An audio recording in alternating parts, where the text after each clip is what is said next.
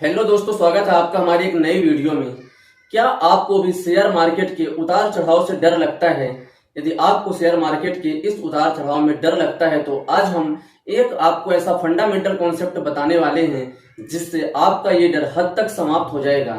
जैसा कि आप जानते हैं कि इन दिनों में बैंक एफडी पर रिटर्न धीरे धीरे घट रहा है।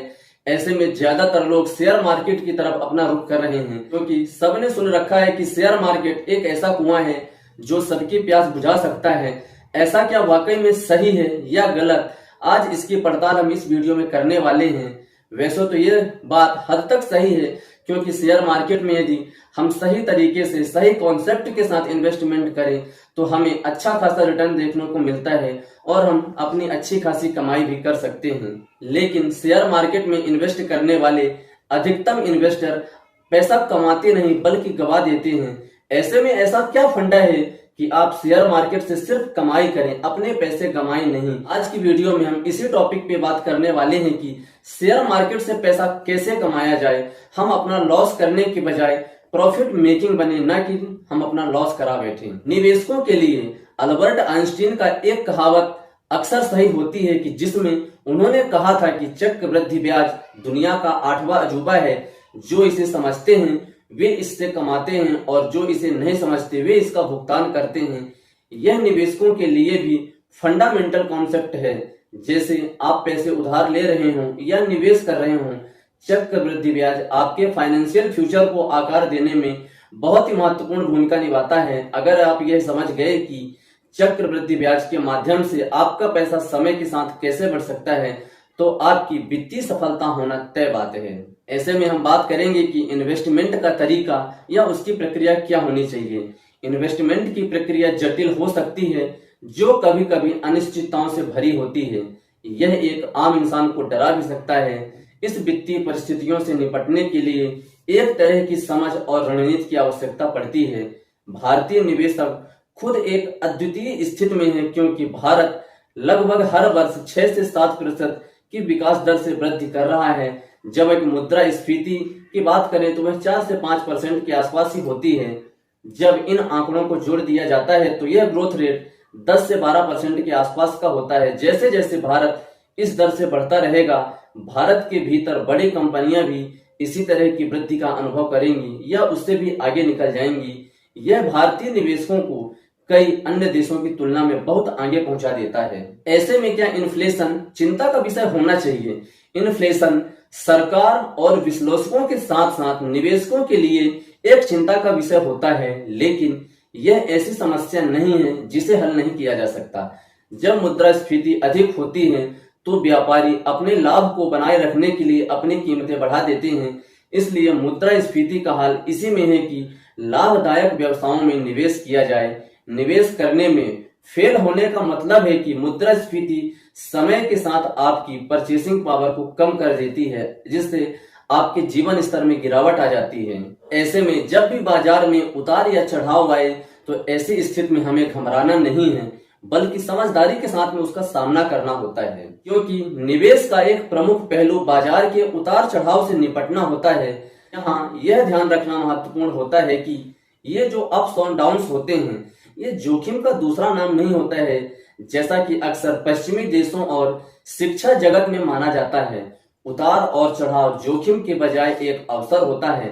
हालांकि शॉर्ट टर्म में बाजार में उतार चढ़ाव परेशान करने वाला हो सकता है, लेकिन यदि आपके पास एक अच्छा खासा टाइम पीरियड है, उदाहरण के लिए यदि आपके पास 5 साल से लेकर 10 साल तक का समय है तो आपको ज्यादा चिंतित होने की जरूरत नहीं है, क्योंकि आगे चलकर देश की वृद्धि होगी और कंपनियों की कमाई में वृद्धि होगी तो स्टॉक की कीमतें आमतौर पर बढ़ती ही हैं। जो लोग उतार चढ़ाव के झटके सहन कर सकते हैं उनके लिए 10 साल या उससे अधिक समय के नजरिए से निवेश करना बहुत ही संतोषजनक परिणाम देता है। पिछले एक दशक में भारतीय बाजार की बात करें तो उसने लगभग 11 से 12% का रिटर्न दिया है, जो देश की 10% की विकास दर से थोड़ा अधिक है। शेयर बाजार में थोड़ा समय के लिए उतार चढ़ाव आना आम बात है, लेकिन इसे लॉन्ग टर्म वाले निवेशकों को हतोत्साहित नहीं होना चाहिए। जमीन से जुड़ी अपेक्षाएं रखना चाहिए, क्योंकि आप यदि अत्यधिक महत्वाकांक्षी हो जाएंगे और वे लक्ष्य आपके प्राप्त नहीं होते हैं तो वे आपके निराशा का कारण बनते हैं। सफल निवेशक वे होते हैं जो अपने निवेश को लंबी अवधि तक बनाए रखते हैं और बाजार में गिरावट आने पर घबराते नहीं। तो जब बाजार में अप्स और डाउन्स आते हैं तो ऐसे में हमें सिर्फ एक चीज में ध्यान देना चाहिए कि इस चीज की हम रीबैलेंसिंग कैसे करें। इन्वेस्टमेंट करने का यह फंडा उन व्यक्तियों के लिए डिजाइन किया गया है जो इक्विटी के समान या उसके करीब लेकिन कम वोलाटाइल मार्केट के साथ साथ अच्छा खासा रिटर्न चाहते हैं। फंड की रणनीति में बाजार में गिरावट के दौरान इक्विटी एक्सपोजर को बढ़ाना और बाजार महंगा होने पर निश्चित आय की ओर बढ़ना शामिल होता है। इसलिए इसका इक्विटी एक्सपोजर कुल कॉर्पस के 30 से 80% के बीच मैनेज किया जाता है। यह स्ट्रेटेजी ऑटोमेटिक है और निवेशकों को रीबैलेंसिंग के कारण कैपिटल गेन टैक्स से बचने में मदद करती है। ऐसे में एक अन्य फंड जिस पर निवेशक विचार कर सकते हैं वह मल्टी एसेट फंड होता है जो इक्विटी, डेट और निवेश में इन्वेस्टमेंट करता है। यह फंड पोर्टफोलियो को डाइवर्सिफाई करता है और संतुलन भी प्रदान करता है तथा इसमें रिस्क भी कम होता है। लेकिन इस समय लोगों का रुझान फाइनेंशियल मैनेजमेंट की तरफ बढ़ा है। भारतीय निवेशकों की बात करें, विशेष रूप से युवा पीढ़ी अपने फाइनेंशियल मैनेजमेंट में अधिक समझदार और सक्रिय हो रही है।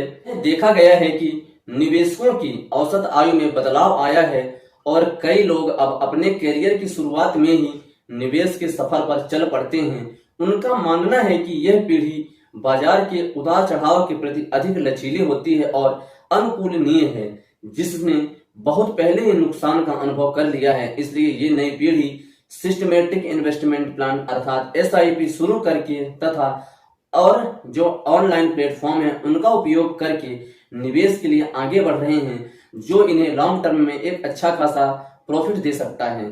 और यही सही तरीका है इन्वेस्टमेंट करने का, क्योंकि हम जितनी जल्दी इन्वेस्टमेंट करते हैं और जितने लंबे समय तक इन्वेस्टमेंट में बने रहते हैं हमें उतना ही अच्छा खासा प्रॉफिट मिलता है। आगे हम बात करें कि अभी तक जो इन्वेस्टमेंट होता था वो ज्यादातर शहरों तक ही सीमित था, लेकिन अब जो ट्रेंड है वो बदल रहा है और धीरे धीरे इन्वेस्टमेंट का फंडा गांव तक भी जा रहा है और ग्रामीण लोग भी इसमें अब ज्यादा से ज्यादा सक्रिय होते जा रहे हैं। इस समय भारत के 30 प्रमुख शहरों से परे फाइनेंशियल इंडस्ट्री में उल्लेखनीय वृद्धि हुई है। वर्तमान में 25% बिजनेस टियर 2 और टियर 3 शहरों से आता है। शहरी और ग्रामीण दोनों क्षेत्रों में निवेश की दिलचस्पी बढ़ रही है। ऐसे में अनुमान यह है कि अगले दशक में बैंकिंग क्षेत्र 33% का फाइनेंशियल प्रतिनिधित्व कर सकता है। कंपाउंड इंटरेस्ट की पावर वोलाटाइल मार्केट में अवसरों और लॉन्ग टर्म इन्वेस्टमेंट को निवेशक मूल मंत्र बना रहे हैं। जैसे जैसे भारत में फाइनेंशियल लैंडस्केप विकसित हो रहा है तो लोगों की शेयर मार्केट की प्रति झिझक कम होती जा रही है और वे बढ़ चढ़कर इन्वेस्टमेंट कर रहे हैं, जो भारत के लिए बहुत ही अच्छी खबर है। तो ये थी दोस्तों कुछ जरूरी बातें जो आपको इन्वेस्टमेंट के समय ध्यान रखनी चाहिए। आप भी स्टॉक मार्केट में इन सारी बातों का ध्यान रख के अपनी इन्वेस्टमेंट जर्नी शुरू कर सकते हैं, लेकिन इसके लिए आपको थोड़ा सा अमाउंट कम रखना है और अपना टाइम पीरियड ज्यादा रखना है। और जैसे जैसे आपका अनुभव बढ़ता जाए या आपके सलाहकार जैसे जैसे आपको जानकारी देते जाएं, आपको उसके हिसाब से आगे बढ़ते चले जाना है। एक जरूरी बात दोस्तों कि मैं सेबी के द्वारा रजिस्टर्ड फाइनेंशियल एडवाइजर नहीं हूं। ये वीडियो मैंने सिर्फ और सिर्फ एजुकेशन पर्पस के लिए बनाई है। यदि आप इन्वेस्टमेंट करते हैं तो इन्वेस्टमेंट करने से पहले एक बार फाइनेंशियल एडवाइजर से सलाह जरूर ले लें। तो आपको हमारी वीडियो कैसी लगी कमेंट करके जरूर बताइए, और यदि आपको वीडियो अच्छी लगी तो वीडियो को लाइक करें, दोस्तों के साथ वीडियो को शेयर करें तथा स्टॉक मार्केट और म्यूचुअल फंड से रिलेटेड ऐसे ही इंफॉर्मेटिव वीडियोस के लिए हमारे चैनल को सब्सक्राइब जरूर कर लें। मिलते हैं अगली वीडियो में। आपका धन्यवाद।